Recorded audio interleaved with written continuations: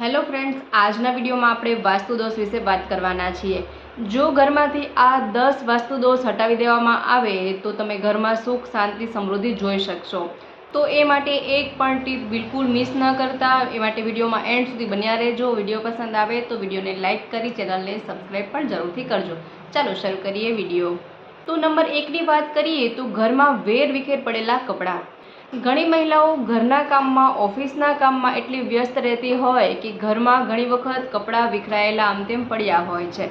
તો એ વિખરાયેલા કપડાં પણ ઘરમાં વાસ્તુદોષ ઉત્પન્ન કરે છે, અને જો સ્વચ્છ કપડાં પહેરવામાં ન આવે તો એ પણ માનસિક તણાવ ઉત્પન્ન કરે છે। તો એ વાતનું ખાસ ધ્યાન રાખવાનું છે કે ઘરમાં ક્યારેય પણ વિખરાયેલા કપડાં ન રહેવા દઈએ, તેને વ્યવસ્થિત કરી અને રાખીએ। અને જો ઘરમાં જૂના કપડાં પડ્યા હોય તો તેનો પણ નિકાલ કરવો જોઈએ।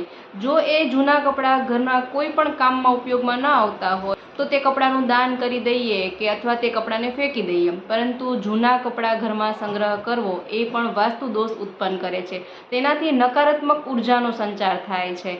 તો આ રીતે જૂના ગંદા કપડાં જે છે તેને ઘરમાંથી નિકાલ કરો અથવા તો કોઈને દાન કરી દો, અને ઘરમાં વિખરાયેલા કપડાં છે તેને વ્યવસ્થિત રાખી અને મૂકવાની આદત પાડો, તો તેનાથી પણ વાસ્તુદોષ દૂર થાય છે। નંબર 2ની વાત કરીએ તો ઘરમાં વેન્ટિલેશનનો અભાવ, એટલે કે ઘરમાં સૂર્યપ્રકાશ કે હવાની અવરજવરનો અભાવ। અત્યારના સમયમાં ઘરમાં જગ્યાના અભાવના કારણે વેન્ટિલેશનની સુવિધાનો પણ અભાવ હોય છે, જેના કારણે ઘરમાં તાજી હવાની અવરજવર થઈ શકતી નથી કે સૂર્યપ્રકાશ ઘરમાં આવી શકતો નથી। જો ઘરમાં તાજી ફ્રેશ હવાની અવરજવર ન થાય તો ઘરમાં રહેલા સભ્યોના સ્વાસ્થ્ય પર તેની ખૂબ અસર પડે છે। સાથે જ ઘરમાં રહેલા સભ્યોમાં ડિપ્રેશન, તણાવ વગેરે જેવી નકારાત્મક લાગણીઓ જોવા મળે છે। તો ઘરમાં તાજી હવાની અવરજવર અને સૂર્યપ્રકાશ આવવો ખૂબ જ જરૂરી છે। તો જો ઘરમાં યોગ્ય વેન્ટિલેશન રાખીએ તો તેનાથી પણ વાસ્તુદોષ દૂર થાય છે। તો આ વાતનું પણ ખાસ ધ્યાન રાખવું કે ઘરમાં તાજી હવાની અને સૂર્યપ્રકાશની અવરજવર રહેવી જોઈએ। તેના પછી વાત કરીએ તો એ છે ગંદા વાસણો। ઘણીવાર થાક કે આળસના કારણે આપણે જમ્યા પછી એ વાસણો સિંકમાં એમનેમ રાખી દેતા હોઈએ છીએ કે પછી સાફ કરીશું। તેના કારણે વાસણોમાં રહેલી ચિકાસના કારણે તેમાં ઝીણા બેક્ટેરિયા ઉત્પન્ન થાય છે, જે ઘરના લોકોના સ્વાસ્થ્ય માટે પણ તે હાનિકારક ગણાય છે। ઘણી વખત રાત્રે પણ વાસણ રાખી દેતા હોઈએ કે સવારે વાસણ સાફ કરીશું, તો એ પણ ઘરના લોકોના સ્વાસ્થ્ય માટે ખૂબ જ નુકસાનકારક ગણી શકાય। આનાથી વાસ્તુદોષ ઉત્પન્ન થાય છે। તો જો શક્ય હોય તો જમ્યા પછી વાસણને તરત જ સાફ કરી નાખવાની આદત રાખવી જોઈએ।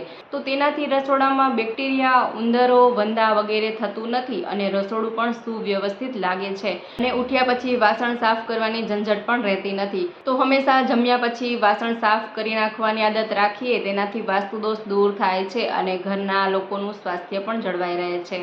ત્યાર પછી વાસ્તુદોષ 4ની વાત કરીએ તો ઘરમાં તૂટફૂટ। ઘણા ઘરોમાં દરેક વસ્તુની ખૂબ જ તૂટફૂટ થતી હોય છે। ક્યારેક બલ્બ ફૂટી જાય, ક્યારેક તો ઘડિયાળ બંધ પડી જાય અથવા ઘડિયાળ તૂટી જાય, આવું બનતું હોય છે।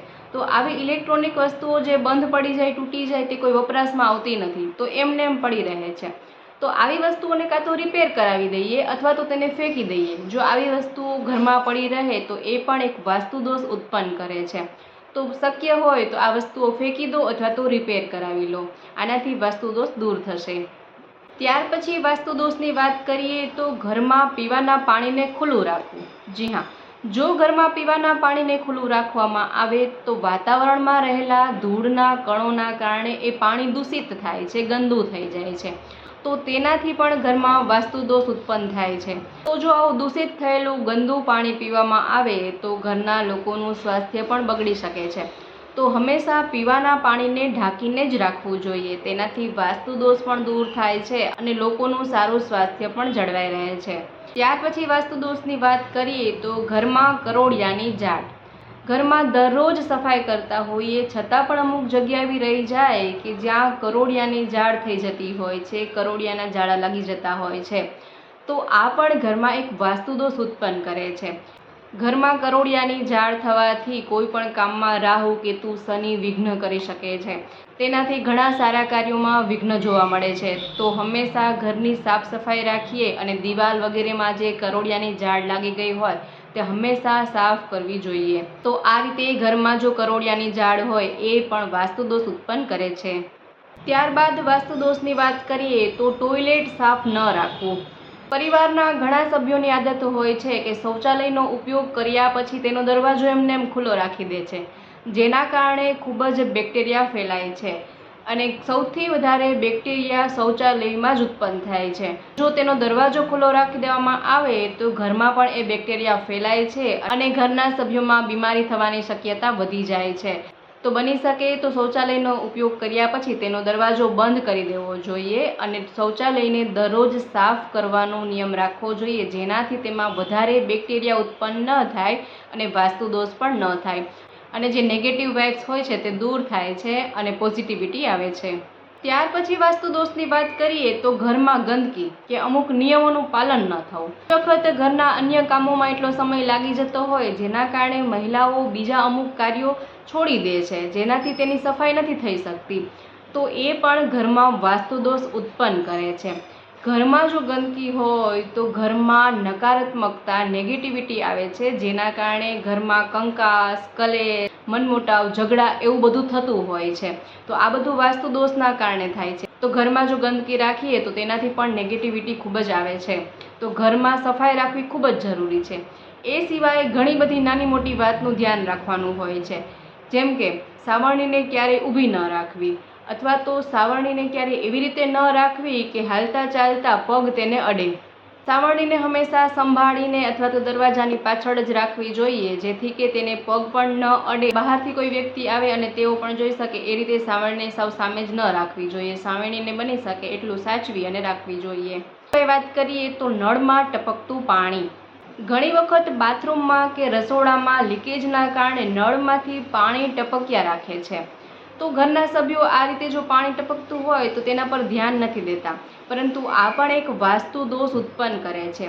જો કોઈ પણ નળ લીકેજ હોય, તેમાંથી પાણીના ટીપાં પડતા હોય, ટપકતા હોય નળ, તો તેને જરૂરથી રિપેર કરાવી લેવા જોઈએ, કારણ કે પાણીના ટીપાં ટપકે એ મનમાં અશાંતિ ઉત્પન્ન કરે છે, તેનાથી આર્થિક સંકટ જોવા મળે છે. તો જો નળમાં આ રીતે પાણી ટપકતું હોય તો પહેલાં તેને રિપેર કરાવી લઈએ. એવું કરવાથી પણ તમે ઘરમાં સુખ શાંતિ જોઈ શકો છો અને ઘરમાંથી નેગેટિવિટી દૂર થશે અને પોઝિટિવ વાઇબ્સ આવશે. અને ત્યાર પછી વાત કરીએ તો ઘરમાં આમ તેમ પડેલા ચપ્પલ. જી હા, પહેલાંના જમાનામાં લોકો ચપ્પલને ઘરની બહાર જ કાઢતા હતા. અત્યારે મોટાભાગના ઘરમાં જ ચપ્પલ પહેરી અને ફરતા હોય છે, જેના કારણે ચપ્પલમાં માટી, ધૂળ, બેક્ટેરિયા બધું જ ચોંટી અને ઘરમાં આવતું હોય છે, જેના કારણે ઘરમાં ઘણી બીમારીઓ થવાની શક્યતા રહે છે અને આ પણ એક વાસ્તુદોષ ઉત્પન્ન કરે છે. તો ચપ્પલને બની શકે તો ક્યારેય ઘરમાં ન પહેરવા જોઈએ. ચપ્પલ હંમેશા બહાર જ ઉતારવા જોઈએ અને ચપ્પલને આમ તેમ વિખરાયેલા પણ ન રહેવા દેવા જોઈએ. ચપ્પલને જો એક સ્ટેન્ડમાં વ્યવસ્થિત ગોઠવીને રાખવામાં આવે તો ઘર પણ વ્યવસ્થિત લાગે છે અને ઘરમાંથી વાસ્તુદોષ પણ દૂર થાય છે. તો હંમેશા ચપ્પલને બહાર કાઢવાની આદત રાખીએ, તેને આમ તેમ ન રાખીએ અને તેને સ્ટેન્ડમાં ગોઠવીને જ રાખીએ. તેનાથી પણ તમે સકારાત્મક ઉર્જાનો સંચાર ઘરમાં થતો જોઈ શકશો અને નેગેટિવિટી દૂર થાય છે. તો મિત્રો, આશા રાખું છું કે આ દરેક વાસ્તુદોષ જાણ્યા પછી તમે પણ તેને ઘરમાંથી દૂર કરવાની જરૂરથી કોશિશ કરશો. અને સાથે જ મિત્રો, જો વિડીયો પસંદ આવ્યો હોય તો વિડીયોને લાઇક કરજો. દરેક મિત્રો સાથે આ વિડીયોને વધુમાં વધુ શેર કરજો, જેથી કે તેઓ પણ વાસ્તુદોષ વિશેની માહિતી મેળવી શકે. અને સાથે જ ચેનલ પર નવા હોય, પહેલીવાર ચેનલ પર વિઝિટ કરી રહ્યા હોય તો આવા જ અવનવા વિડીયોઝ જોવા માટે ચેનલને અત્યારે જ સબસ્ક્રાઈબ કરી લો. ફરી મળીએ નવા વિડીયોમાં નવા જ આઈડિયાઝ સાથે. ત્યાં સુધી જોતા રહેજો આપણી ચેનલ બી ક્રિએટિવ.